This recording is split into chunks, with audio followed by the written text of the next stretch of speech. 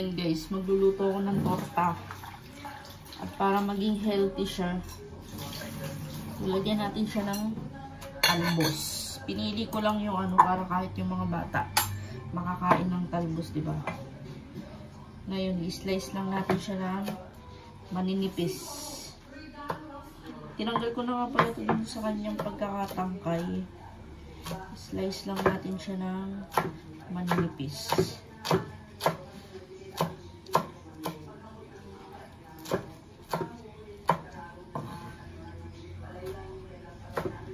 Para kahit yung mga bata makakain. Kasi ilalagay ko to dun sa itlog. Ayan. Tapos, ang use din ng maliliit na slice ay para ano siya, para hindi na natin siya papakuluan. Tapos, meron ako dito nakahiwalay na i-steam, steam. Hindi pwedeng i-steam. Bablanch lang natin din sa sa tubig.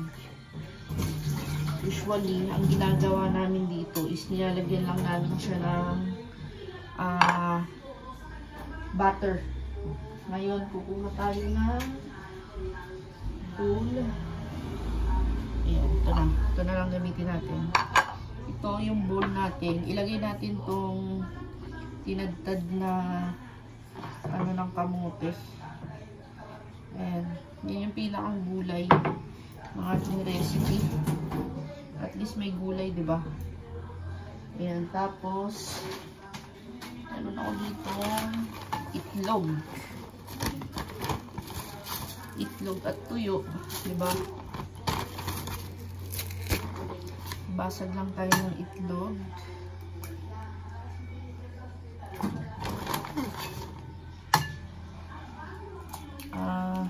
Anim na itlog na pala yung ilalagay ko dito.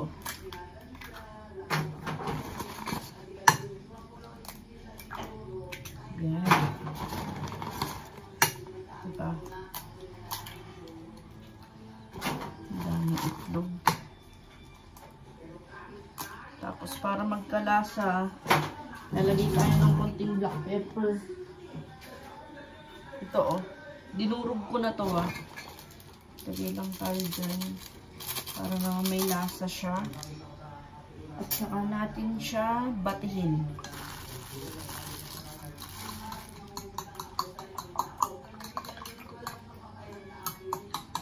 Tignan yung kulay ng ating torta. Hindi nila mamamalayan yung ano nito. Lasa. Tapos, para naman may konting lasa, instead of salt, patis. Ayan. Yan na yung pampalasa.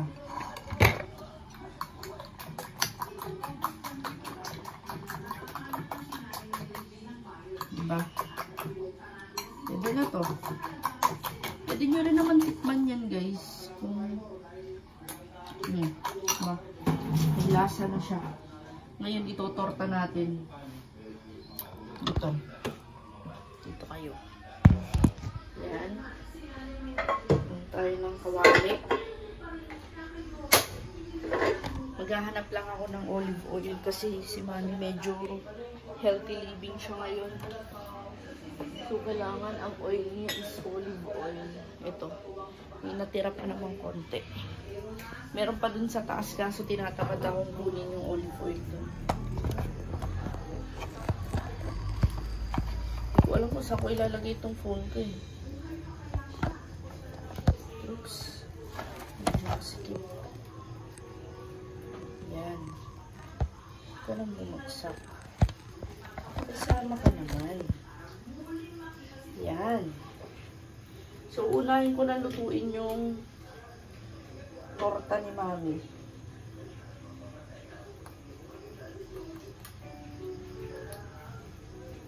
Talagang said na said. Mami, sobrang mahal kasi ng olive oil, diba? Alam niyo din naman yan. Spread lang. Yan, mainit na yan. Lagay na natin yung torta ni Mother. Hinaan lang natin.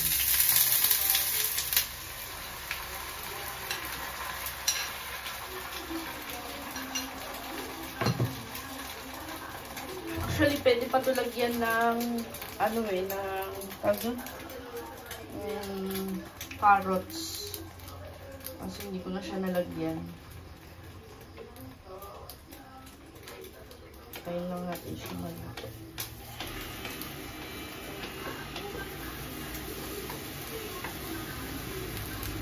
Alam niyo, hindi talaga ako nakakabuo ng torta eh. Pasensya na. Talaga ako nakakabuo. Bihirang-bihira.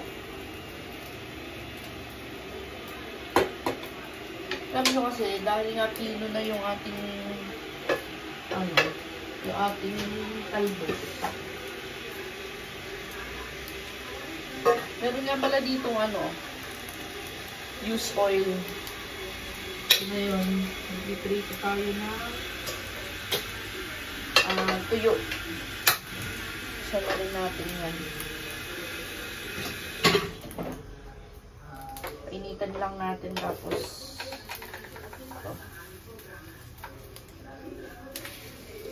ayun, galing.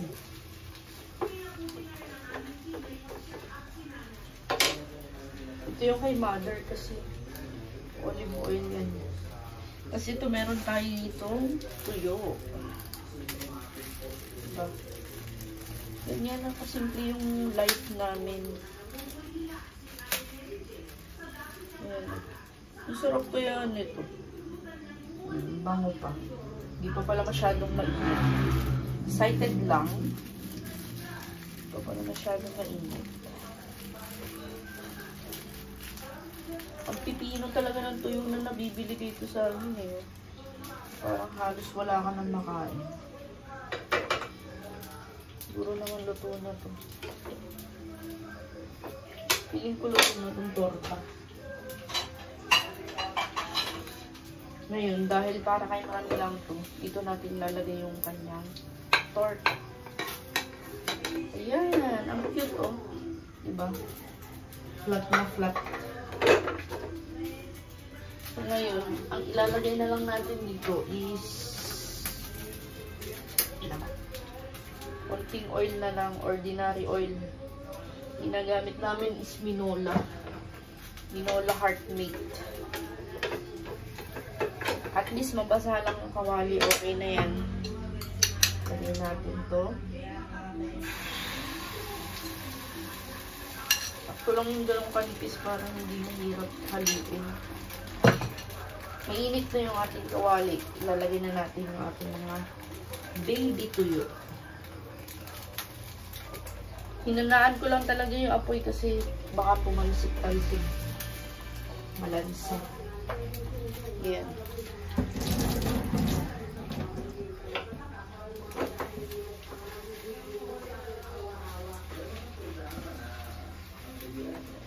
Masyadong manipis. Para masyado siyang manipis. Dagdagan natin. Oops. So,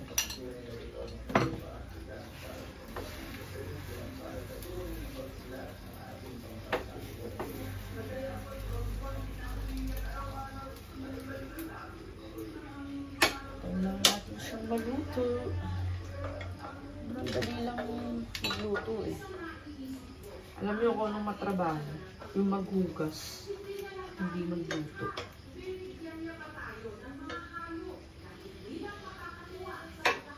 Yan.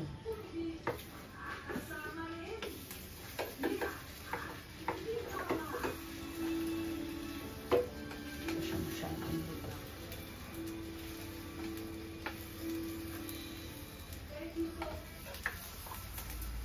Hindi natin mabuo.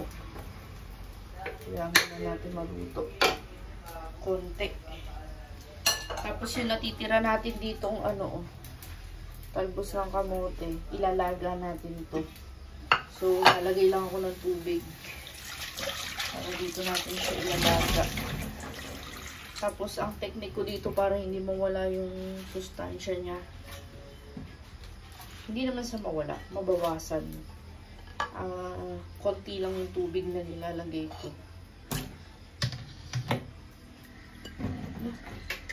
Namatay na pala ito, kaya pala hindi. Pag hindi naluluto, patay pala. yung sinasabi guys? Patay pala yung apoy. Ayan. Diba? Simpleng ulam. Diba? Tortang gulay ka na. Pwede rin ito lagyan ng kamatis eh.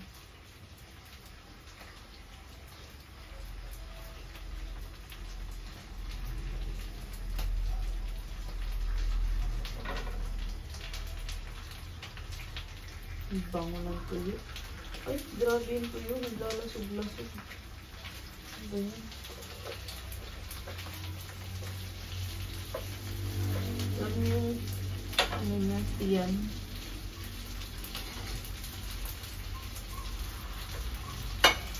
Tama natin dito.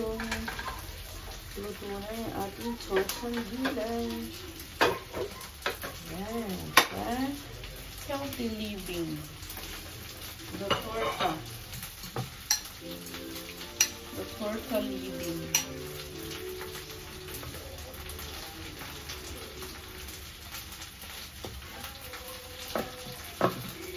Wait lang guys.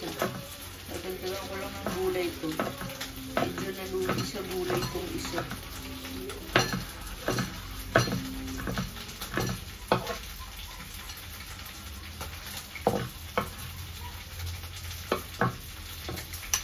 Yan.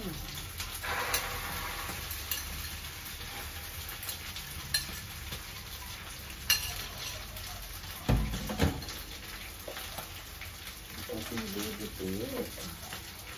Ang lalagas. Okay. Bakit ganito ang tuyo dito? Ang lalagas. Ganun.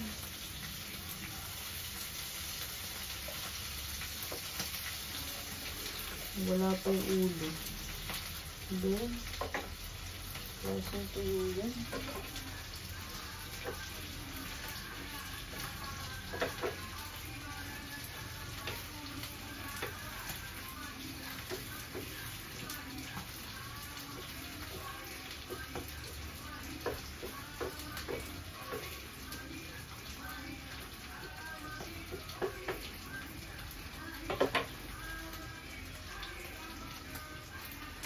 Actually, yung mami ko hindi naman siya talaga mahilig sa tuyo. Tama na nga ito. Nakakaawa na yung tuyo. Parang wala na matitira dun sa katawan niya.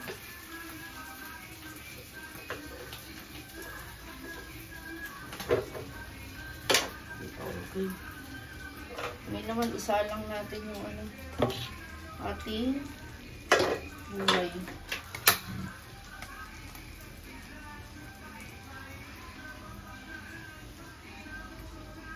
Ito ko na lang ilalagay sa tabi ng ano.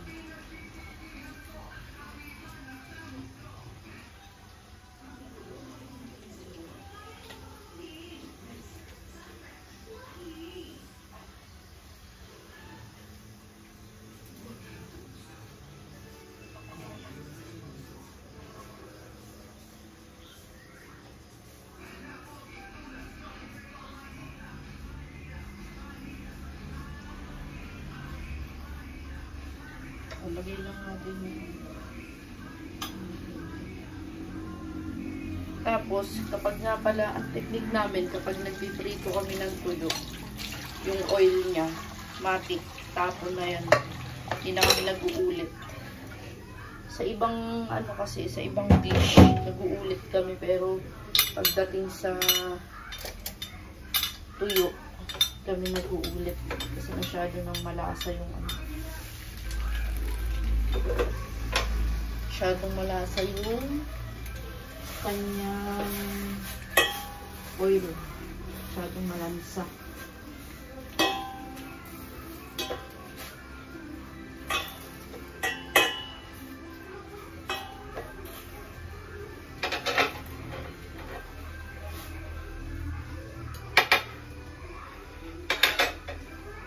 Tapos ngayon gagawa ko ng juice.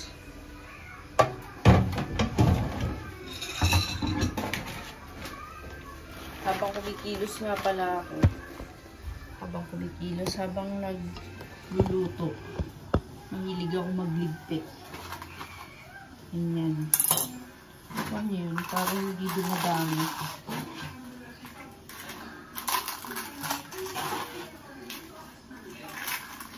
Ah. Ha? Ah, nasa si Noriel?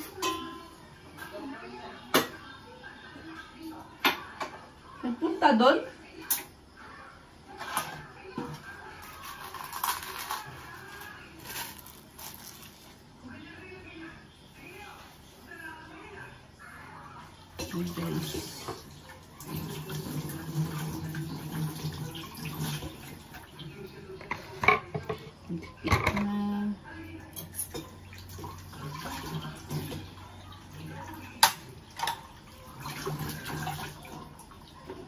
Yung ating torta.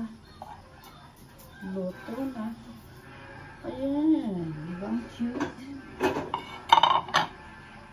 Yan guys, oh. Diba? Cute. Yan. So, yan. Ito naman ang ating kailangan hintay maluto. Diba kung magulay siya? Ngayon gagawa tayo ng carrot juice. Tayo ng carrot juice. Wait lang.